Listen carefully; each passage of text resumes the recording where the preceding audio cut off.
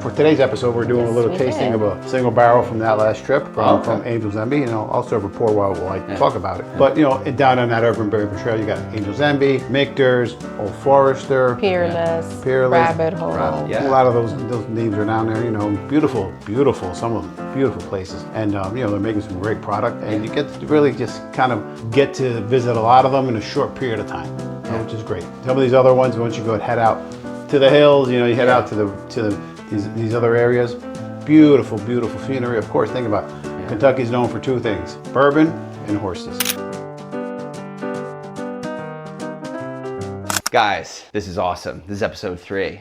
Welcome back to the Speakeasy Drink Better podcast, right? Good evening, everyone. Yeah. Or good afternoon, good morning, whatever you want to call it. I don't know. Yeah, good evening and good night, right? You got it. So you guys just got back from Kentucky. I think that's something I wanted to talk about in this episode this week, because we talked about Kentucky bourbon last episode when we picked out that barrel with Bottle Republic, and that was super cool, that experience. But you guys actually went, and I'd love to know. I mean, I know you're the planner, right? Like, how easy was it to go to Kentucky? Like, was it just booking flights? Was it getting in touch with distilleries? Did you have an idea? I mean, because you guys have been there before. Can walk our people through how you did it?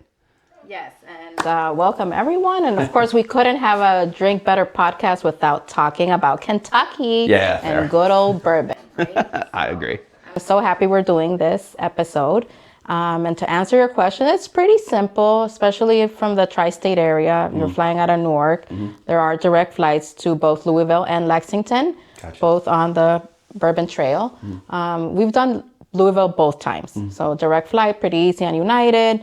Hotels, I mean, there's plenty of those. The one thing that probably is the one thing you have to plan a little in advance would be like booking the distillery tours themselves. Most of them are, not most of them, all of them you can book in advance online. So Alex, I mean, you did some research on the Bourbon Trail, the Urban Trail, that sort of thing. You guys have visited there a few times. I mean, give me some highlights. Like, what are some places that people want to stop at? What are some things that stood out for you? And even just, for me, I've never been there. Tell me a little bit about what you experienced. Well, of course. I mean, you've got both. You've got the regular main Bourbon Trail. There's over 40 distilleries that are all over the state. Most of them really near somehow close to where Louisville is. But there's both. You have the main Bourbon Trail, and then you have what's the Urban Bourbon Trail, which is the downtown version. Gotcha. The Urban Bourbon Trail, great. Really kind of small distilleries right in the middle of town. They're distilling in those areas. They're sending barrels out to age, but great distilleries. You've got some of the big names. Angel's Envy's down there, which we'll do a tasting now. Oh, you guys actually brought some bottles back with you. That's right. Yeah. Well, for today's episode, we're doing a little tasting of a single barrel from that last trip from Angel's Envy. I'll serve a pour while I talk about it. But down on that Bourbon Trail, you got Angel's Envy, Michter's, Old Forester, Peerless, Rabbit Hole. A lot of those names are down there. Beautiful, some of them, beautiful places. And, they're making some great product. And you get to really just kind of get to visit a lot of them in a short period of time, which is great.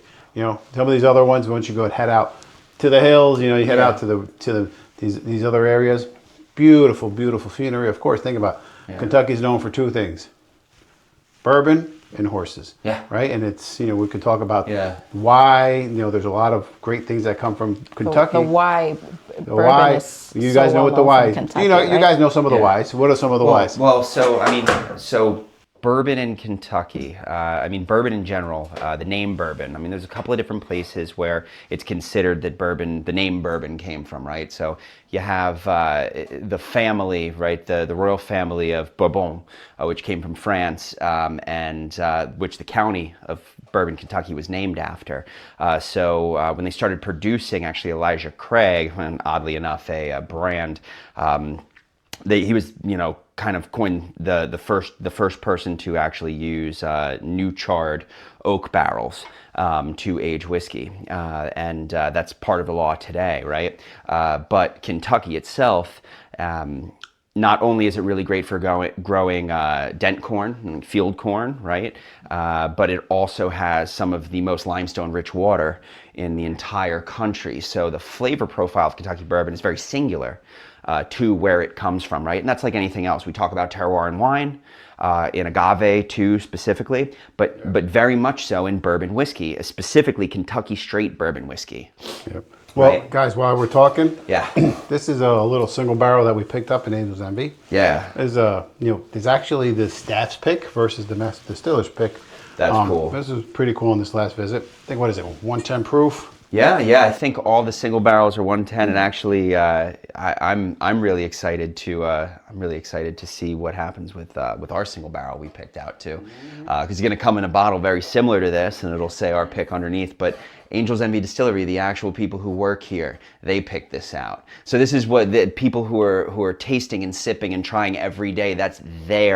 That was their favorite barrel of that pick, and that's what they put out. So that's really, really cool, and that's something that you guys can find in any of these distilleries, right? A distillery pick, right? For the most part, yes. Okay. Yeah. Yeah, and we'll talk about, there's a couple, we like to pick up a lot of distillery editions, Yeah. because at the end of the day, it's something you're going to get there. And it's singular. Singular, and there's so many different barrels. There's a lot of single barrels out there, but there's some that come just direct from the distillery. Most bottles you can pick out around the U.S., even if they're allocated or not, but they're available. But if you want something that's more distillery specific, they're there for you to pick up when you visit them. Awesome. And, for those of us who are looking to get bottles like this, all stores, there may be some restaurants, bourbon groups, our bourbon group as well, picks out these single barrels. But I don't know if I've ever had a distiller's pick specifically like this. Maybe I have, but I've never actually been conscious of it. This is really, really delicious. I mean, I love the chocolate on the nose. I think that it's a very approachable. It's like kind of soft cocoa. And there's no wrong way to drink bourbon, of course, but at the end of the day, like if it's a little bit too tough for you, right? I mean, 110 proof, 55% alcohol, you can add some distilled water to it, add a couple of cubes, that's fine. But for us, we're going to drink this straight now, of course, but there's no wrong way to drink bourbon, right? As we are talking about bourbon and tasting bourbon, let's talk a little bit about Kentucky bourbon itself. Yeah. Want to just let people know that unlike popular opinion, like not all bourbon has to come from Kentucky. So it's not a DO. We were talking about the other day. In order to be a bourbon, it has to obviously, yes, be made in America, so Correct. in the United States. It has to be aged in a brand new charred American oak barrel. Yep, white oak. And it has to have at least 51% corn. Yes. There's other things that go into it in order to be classified as a bourbon, but those I would say for our audience to know that these are the ABCs of bourbon, right? Yep. Absolutely. So you have Kentucky straight bourbon, which is bourbon aged and made in Kentucky, distilled, produced completely in Kentucky. And we get back to talking about what we were talking about before. Kentucky straight bourbon is very specific to the palate and kind of stands above the rest. However, there are a lot of really great bourbon producers. I mean, Hill Rock Estate up in New York makes an incredible 5-year bourbon, bottled in bond. There are great bourbons that are coming out of the Hudson Valley in general, right? Some Texas bourbon that people like Garrison Brothers, it's another one. People really love. That'll be another episode where we're going to talk about but this those is- we'll talk about it. distilleries talk- in upstate New York. I mean, that Bourbon Trail there's a reason why Kentucky's known for bourbon. Yeah. I mean, they've got great water, they've got, the soil. Yeah. So it's Everything about is- quality as well as quantity, because at least like 90% of bourbon comes from Kentucky. So this is a quality quantity type of situation. Unlike speaking a little bit about like Napa, right? Everyone associates good wine with Napa Valley in California, and most people tend to think that most of the California wine comes from Napa, And actually that's the opposite. Exact it's opposite. a very small percentage of Yeah. wine from California that comes from Napa Valley. It's so famous because it's quality. As far as bourbon goes, it's both. It's quality and quantity. But like you were saying, there's some really amazing distilleries right here in our area, right? Yeah. And like upstate New York, even in Brooklyn, there's a few that I can mention that we really like Widow Jane. There's tons. We're big fans great of one. Widow Jane. It's right, Kings County is up there. So it doesn't Beautiful have. spot. So it doesn't have to be from Kentucky, but No. most of it comes from Kentucky, and the pedigree of bourbon is from Kentucky. Specifically, again, we were talking about the Bourbon family, the royals that it was named after, or Bourbon Street, New Orleans. Similar kind of story there. But what we have another one. So as you guys finish up that little sip, I'll give you a little bit more tidbits here. So of course, Cool. the next one we're going to do, we're going to bring something. There's an area called Bardstown. Bardstown is Kentucky, and that is pretty much that's that's the core of all great bourbon. The bourbon So, capital of the world is that's what they call Bardstown, it, Kentucky. Bardstown, Kentucky. And now this Bardstown is a pretty new distillery in this area. Mm-hmm. It's only been operating Since 6, 7 2016, so Yeah. it's so it very hasn't been new. that long. So Yeah, and you know, these guys, that's it. the Compared to the past couple other of years have been animals out putting there. out their own product. They do a lot of co-producing for a lot of other Yeah. brands, and they really started off with that in mind. They started off because they wanted to make their own juice. Yeah. And what happened? Nobody would open the doors to them. So they said, you know what? Let's start our own place. Here's their story, and very cool spot because at the end of the day, it's a spot that's taking the old and really taking the new. Yeah. You're taking the new technology. Open to it, and yeah. and the whole concept is really more of it's a fusion between the Well, spirit, we were talking the about food. Napa. So what is Sorry? Bardstown Well, Bourbon what is Company? it? I mean, help me out here. It While is I a pour. Napa style experience. Yeah. Basically, that's what their ethos is. Is Yeah. creating this distillery that brings that amazing food and cocktail program Yeah. to the experience. And we were lucky enough to do the tour and visit their distillery, and it really is. It's top notch. It's something else. It's definitely the modern, but Yeah. still doing like the traditional, process. And Yeah. they do such an amazing job. Like The grounds are beautiful. I mean, Yes. the tour is beautiful. The grounds are beautiful. Really great program they've got going. And some of the stuff they're producing, of course, they're producing a lot of the names that we see on the shelf. Yeah. Great stuff. This stuff is great. This is one of their. This is a single a distillery edition. It was a single barrel, 110 proof.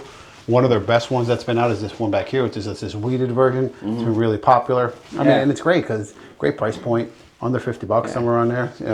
You have really good weeded bourbon. We know a lot of the big names, the Wellers. Yeah, Are exactly. weeded bourbons, and Wilderness they're Trail hard as to well. get. They're hard to get and allocated. Here's a great weeded bourbon for a great price. Yeah.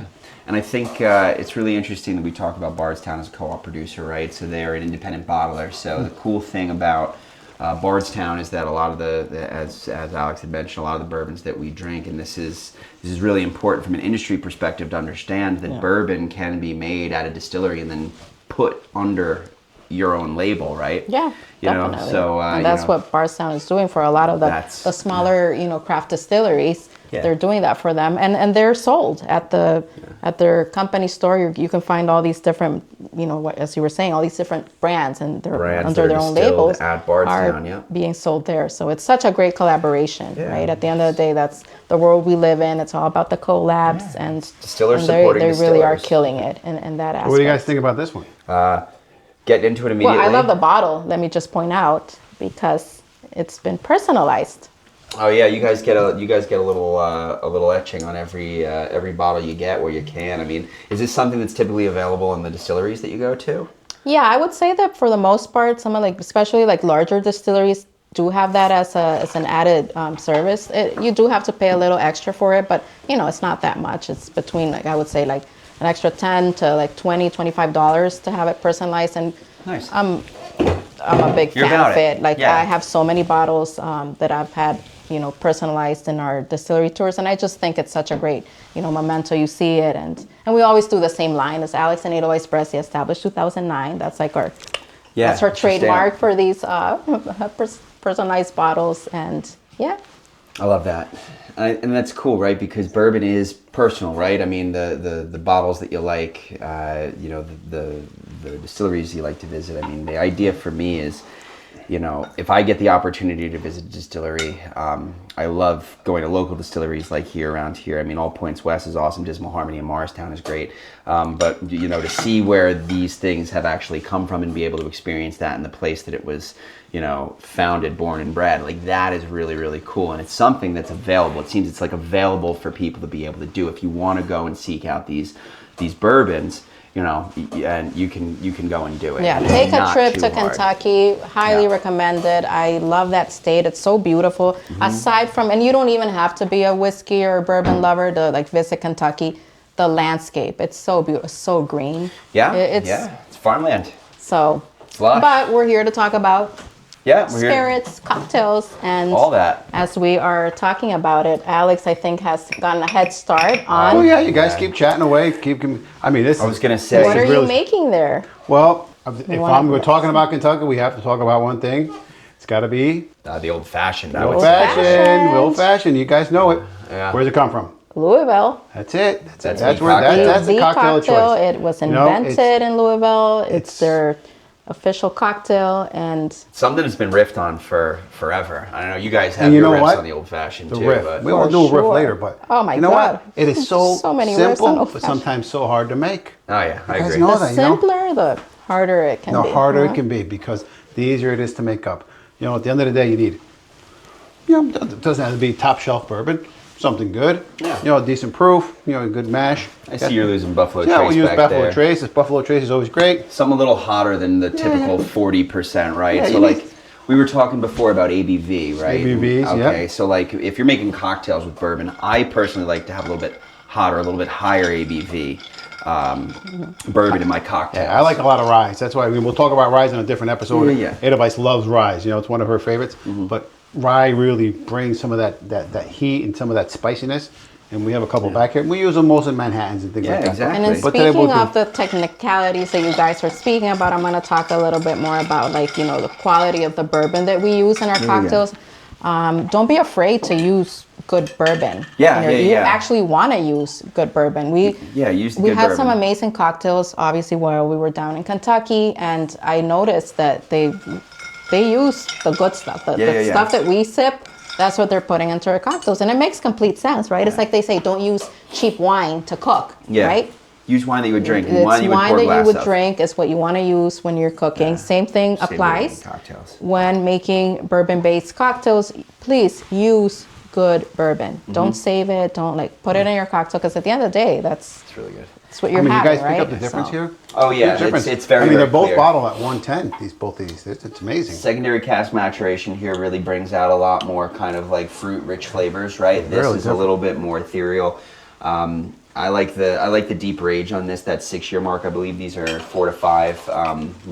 But at the end of the day, Edelweiss, what you just said there, I think that resonates with me most. Is like use the good stuff. Use the good stuff because you're worth it, right? It's not like, I'm gonna mix myself an old fashioned. I'm gonna use old granddad, right? Because I'm If too you afraid wouldn't to drink it straight, then don't put it in a cocktail. Exactly. Exactly, It's so I agree. important, That's the right? mentality. So not that old granddad's bad or anything. But I ain't gonna rip. But it also makes a difference.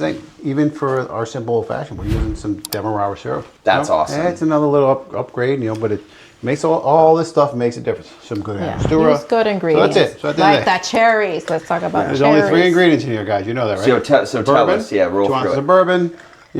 A little bit of Demerara syrup. You Okay. take about half a teaspoon. We'll measure it out, and a couple dashes of Angostura. Good Angostura. So typically they do a Demerara sugar cube, right? And they'll put the bitters Yeah. on top of Yep. it, muddle. Model. But it's advanced we don't really today. need to- we don't really need Because, to worry yeah, about that. traditionally the old fashioned is with a sugar cube, and again, it doesn't have to necessarily be the Demerara Yeah. sugar cube.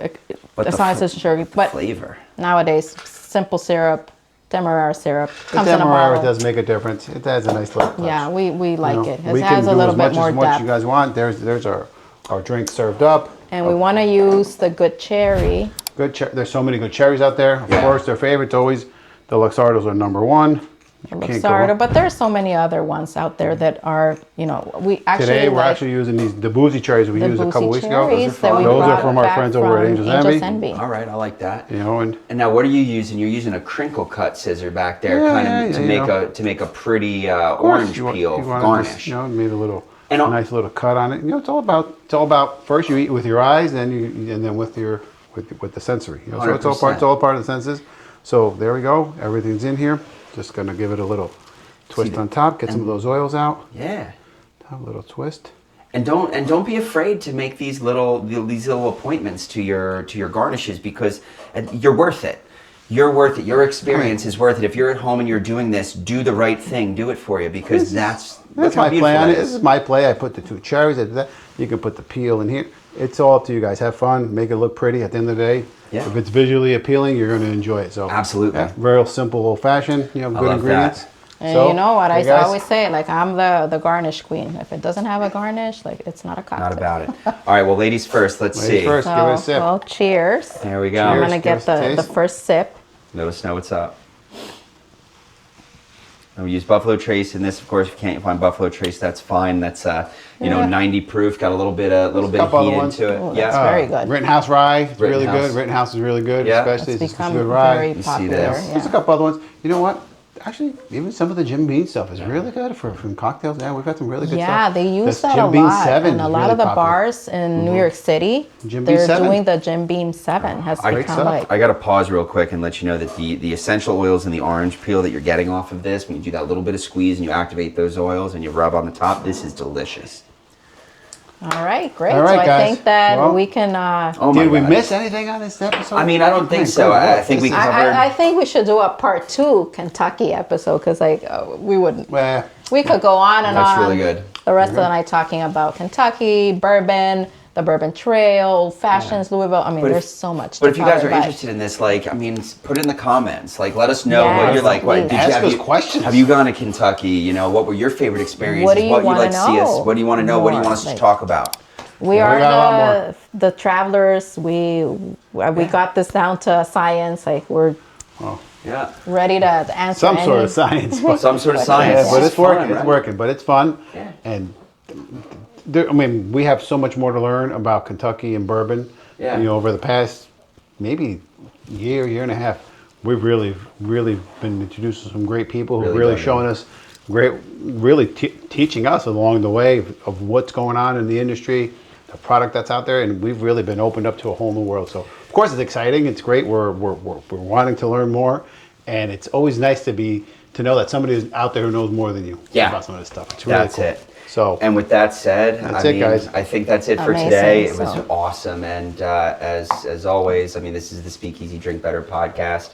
I'm John, that's Alex, that's Edelweiss. And as always, please drink better responsibly. Night, guys.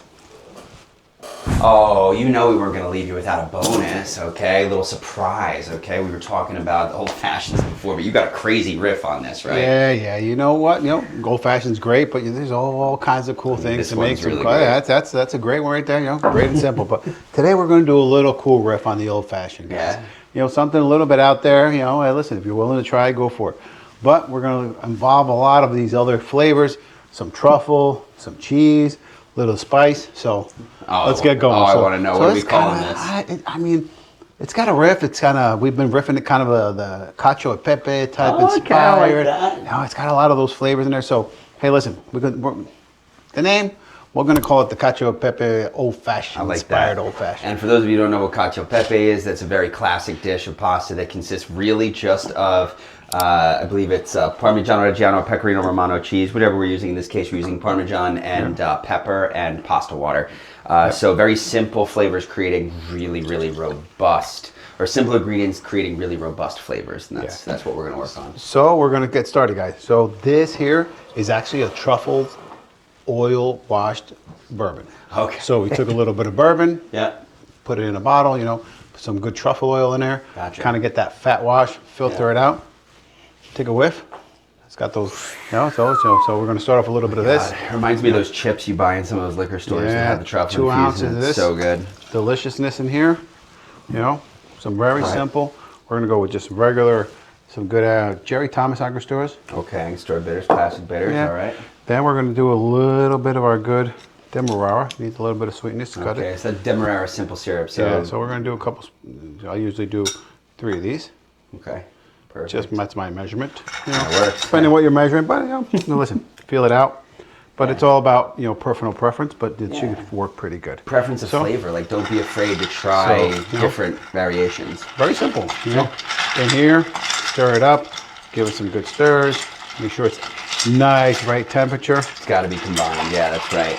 So what we're doing here is we're actually not diluting as much. We're actually introducing the ice to the cocktail, so that way you're bringing down the temperature of the cocktail, so it's ready for service. We're not going to serve it out of this. We're going to pour it with a filter directly into. Yeah, perfect. Nice little rocks glass spin. there. Nice clear ice, guys. Yeah, we'll give it a little stamp. Give it a little, just a little fancy it up. So there it fancy is. up. So anything missing? So there you go, guys. So Love that. do a little stir.